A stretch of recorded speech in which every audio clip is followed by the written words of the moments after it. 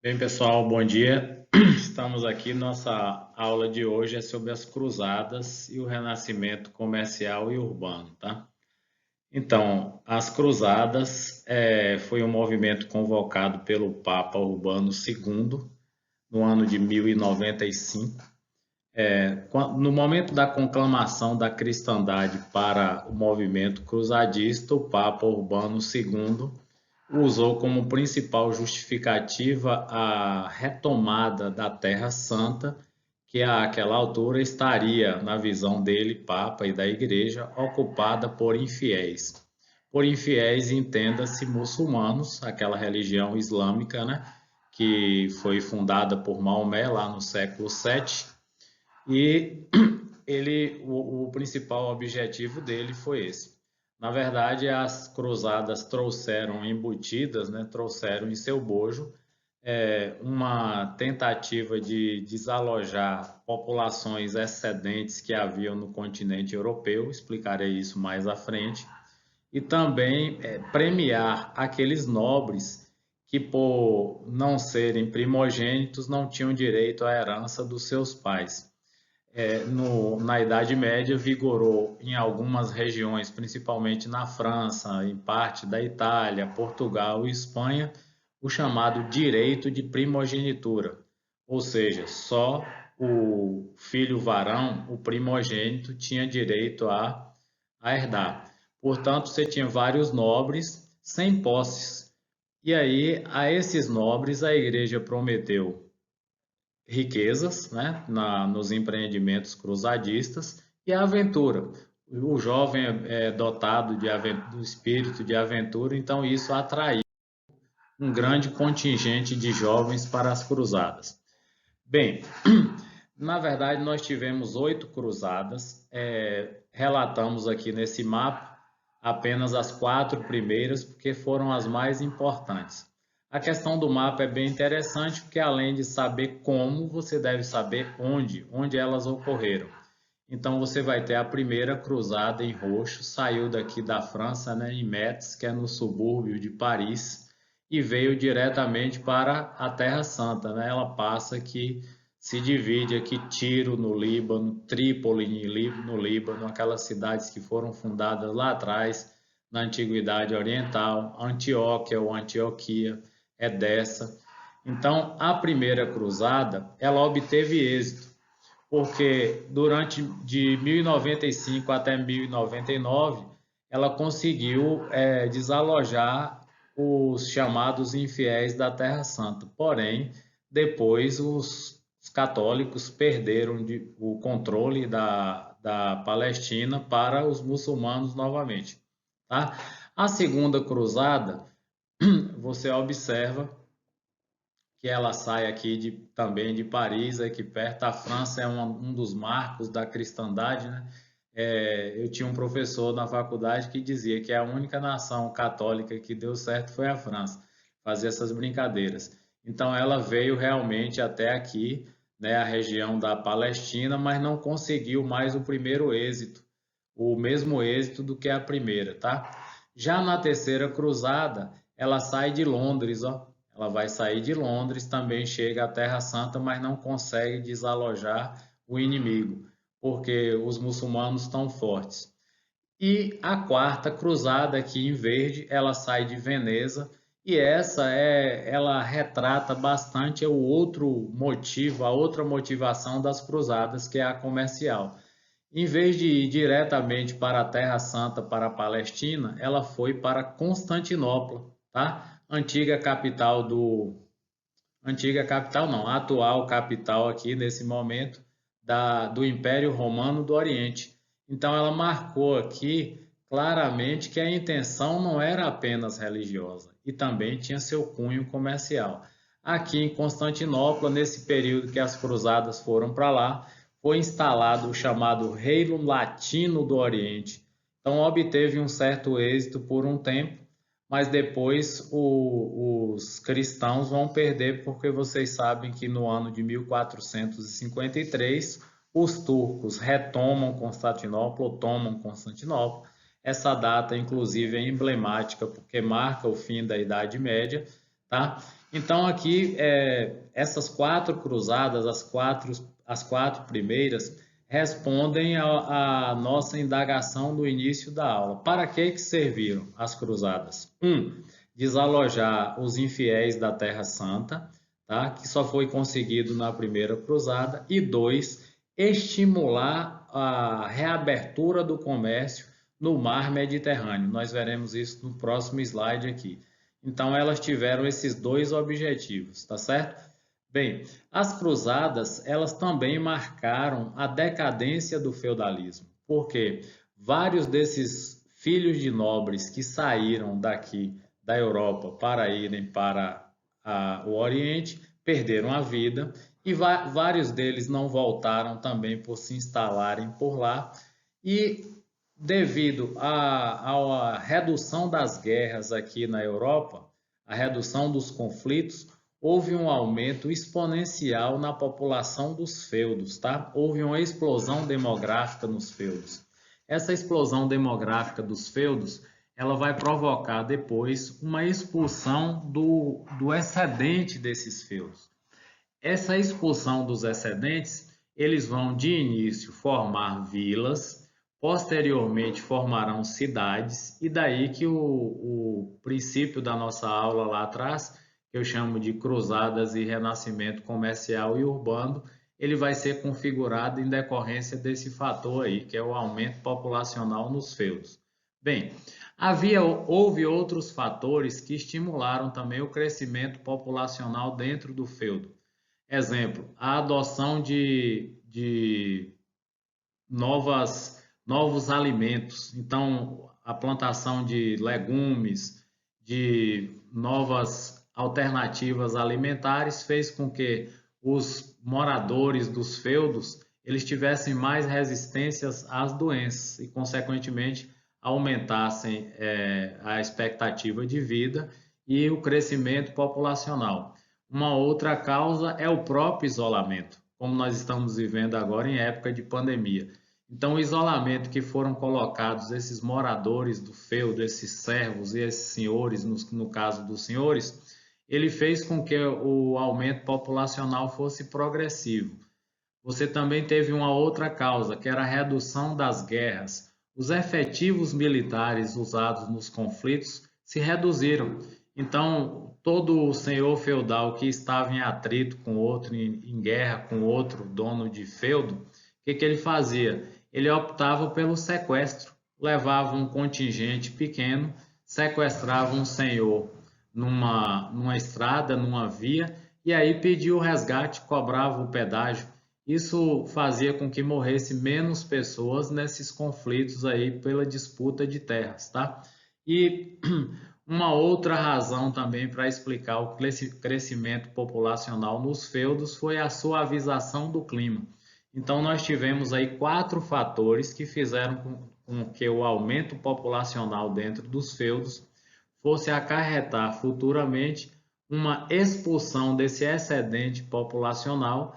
Posteriormente, esse excedente forma-se vilas próximas aos feudos ainda, e aí dos feudos nós vamos ter a formação dos burgos, que chamaremos de cidades. Esse movimento será chamado de movimento comunal.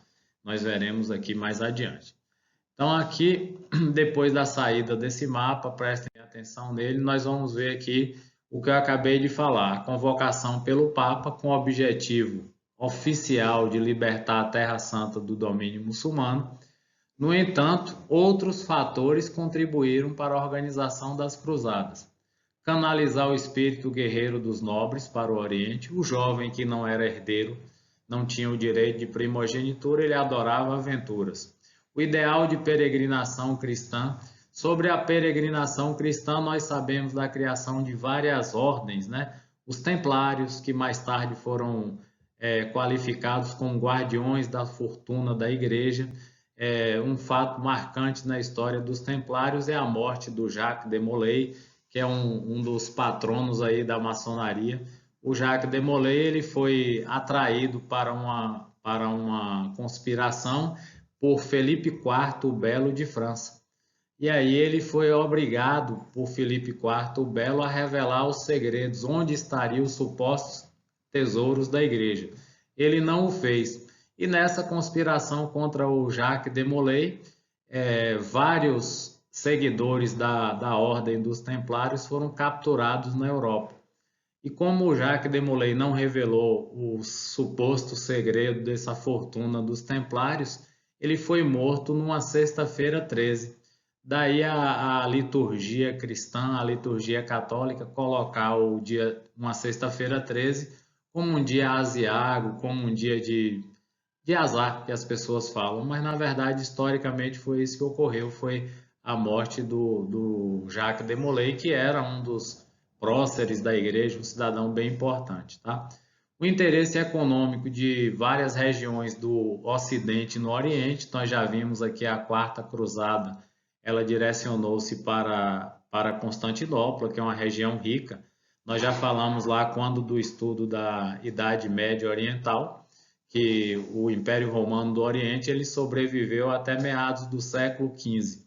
Então havia esse interesse do comércio, portanto foram formadas algumas cruzadas para lá e a Quarta Cruzada ela teve êxito. O ideal de peregrinação cristã que eu falei, o interesse econômico e a necessidade de exportar a miséria em virtude do crescimento populacional. Por que chama-se exportar a miséria? Porque você tem um contingente enorme de pessoas que não tem como trabalhar, não tem trabalho. Então, se você cria uma alternativa de guerra, você vai liberar essa mão de obra para um outro continente. Você vai liberar ali para o Oriente Médio e para o Oriente propriamente dito, para a Ásia, no caso específico da Quarta Cruzada, que dirigiu-se lá para Constantinopla. Bem, quais foram as consequências? Essas aqui foram positivas do movimento cruzadista.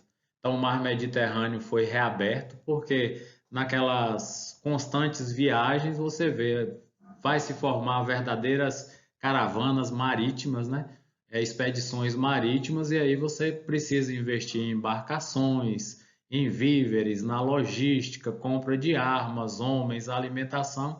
Então você vai ter um dinamismo do comércio. Consequentemente, o intercâmbio Oriente-Ocidente ele também vai ser aumentado. Aí você tem um fato negativo para o feudalismo, porque há um fortalecimento do poder dos reis, e aqui na virada da Idade Média para a Idade Moderna, nós teremos a formação dos estados nacionais, formação das monarquias nacionais, em virtude do empobrecimento do senhorio feudal. Por que que eles empobreceram? Vários homens que estavam dentro do feudo saíram, obviamente formarão vilas e cidades próximas aos feudos.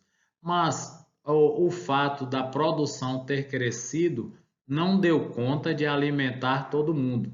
E aí vários conflitos surgirão dentro dos feudos.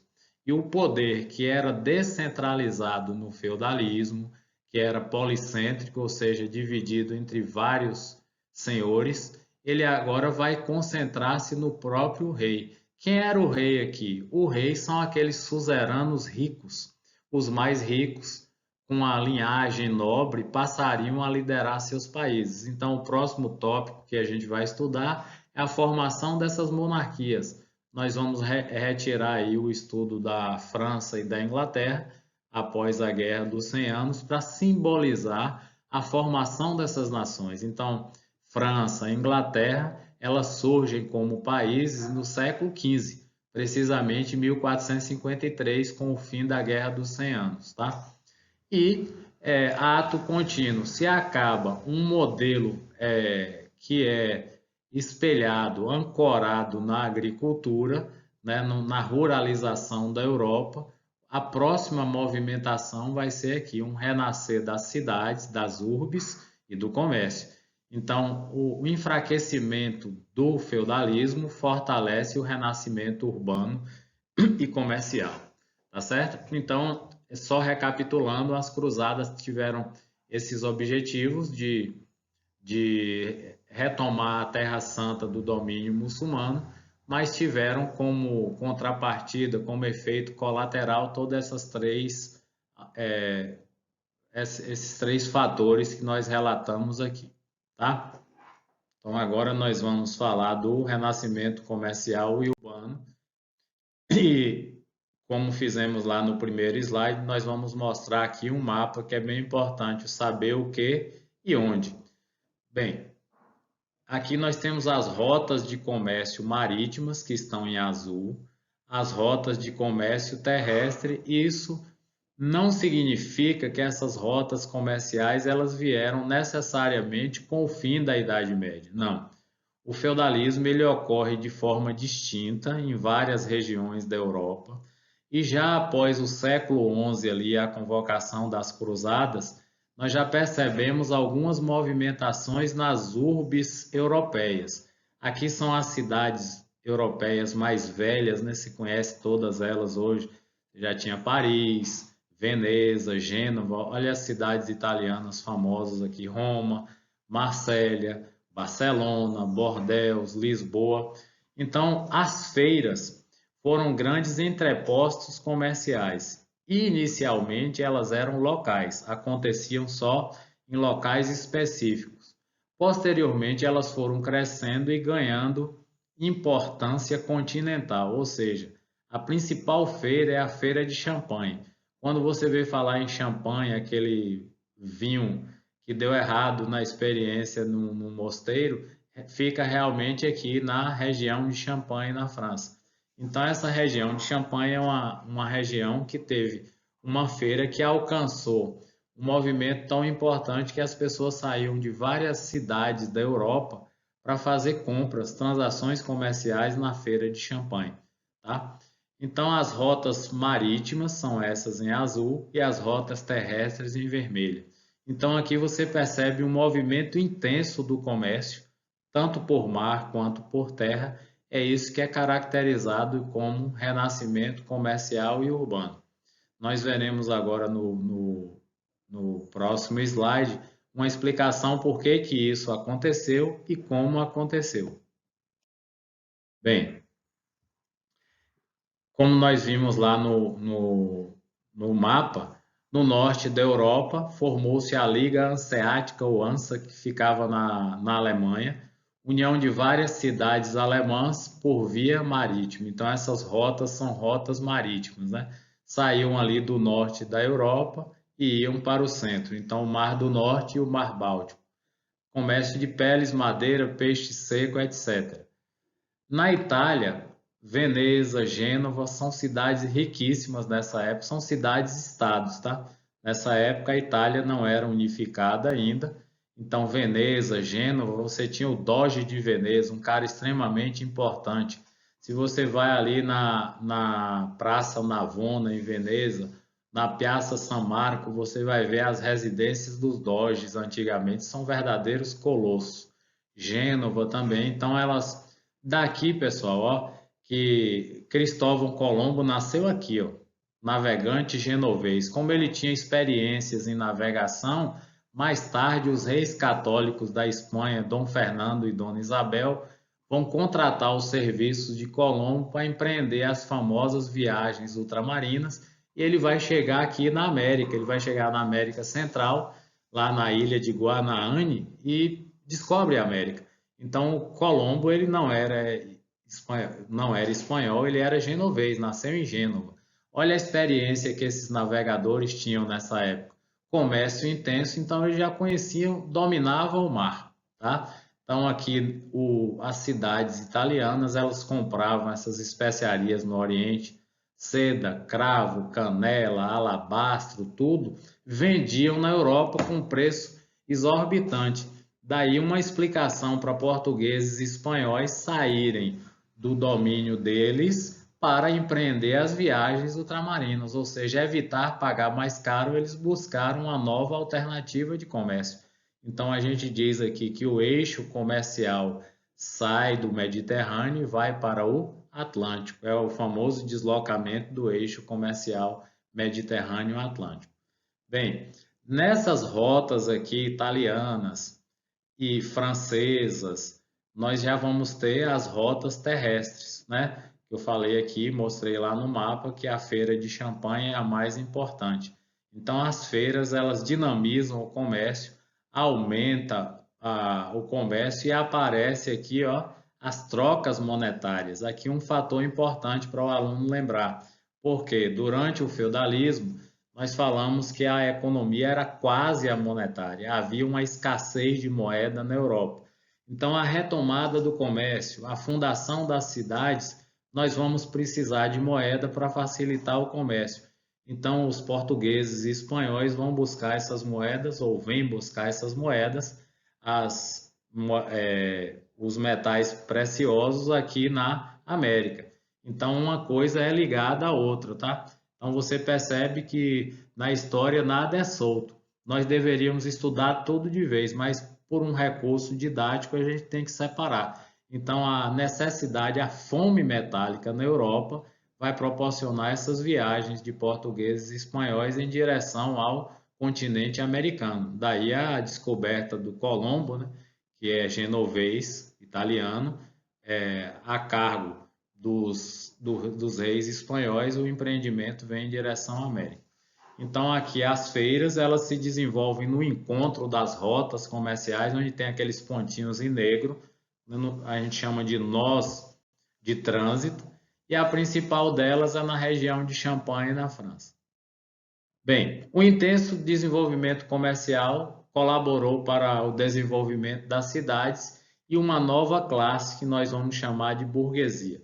O nome burguesia deriva de Burgos. Uma cidade era chamada de burgo, porque assim, na Europa você tem o nome de cidade, dá origem à palavra cidadão, Burgos dá origem à palavra burguês, e na Itália nós chamávamos as cidades de república, tá?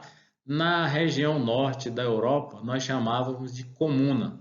Então, por isso que a gente vai falar lá na frente, na outra aula, de movimento comunal, que é o movimento da emancipação das cidades. Aqui a gente cita aqui rapidinho.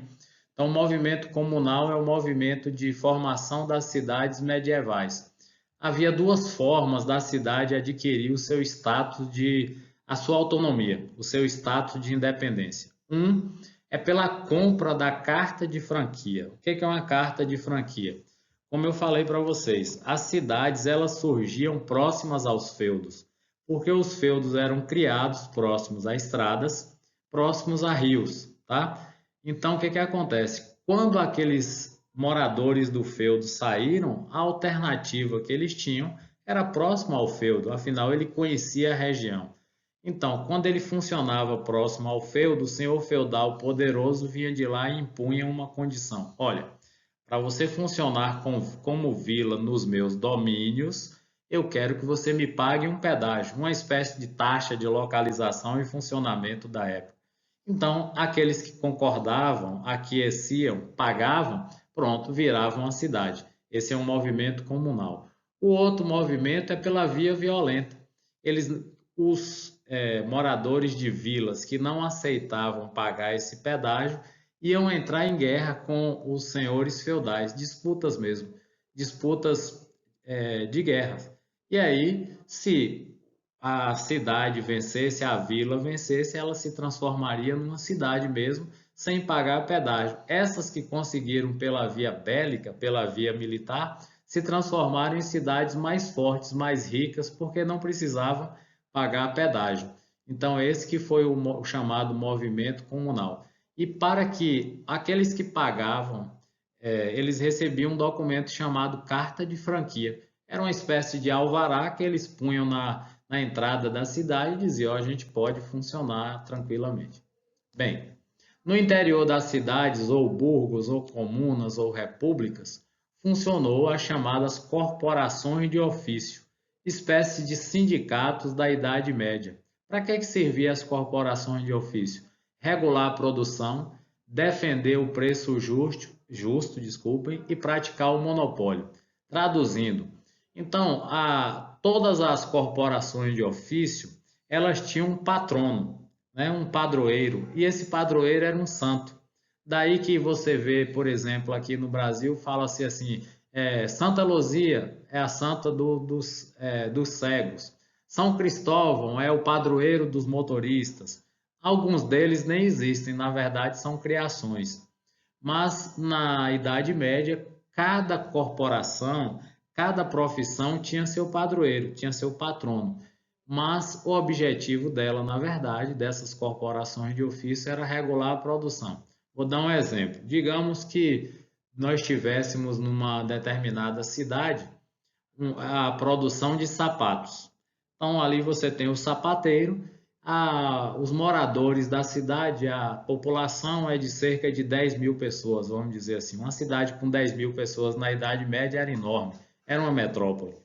Então, se você tivesse uma demanda de cerca de 200 sapatos por ano, não era de bom tom que você fabricasse os mesmos 200 sapatos, você como produtor. Então, a corporação de ofício ele ia dizer, Sérgio, fabrique 50, para que Lucas fabrique 50, João Guilherme fabrique 50 e Antônio Augusto fabrique 50. Então, cada um de nós fabricou 50 pares, somos 4, os 200 vão ser vendidos, não vai haver perda na produtividade, nem excesso, não vai haver nem deflação, nem inflação. Então, a corporação de ofício, ela fez o quê? Regulou a produção, tá?